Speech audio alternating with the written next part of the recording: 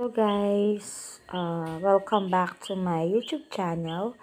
So I am going to feature to you this Taurex. Actually, this is the vitamins of my son. Ito yung recommend ng doktor sa kanya. So inireseta to. And then bumibili kami sa Mercury Drug. Actually, inireseta ng doktor to sa kanya kasi nga medyo may speech delay yung anak ko. Hindi pa siya dire-diretso nakakapagsalita. Kaya, ito yung Taurex tong nireseta sa kanya, ito yun.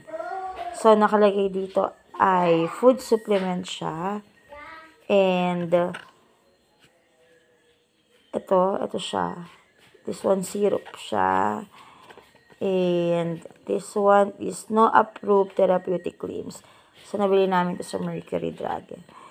And then, sorry. And then, ayan. So, yung anak ko ay 4 years old. So, once a day lang namin siya pinapainom bago siya matulog. And, pinapainom namin siya ng 5 ml lang. So, ito siya. Ayan.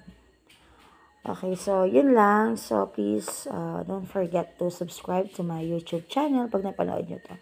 Okay, thank you. Bye-bye.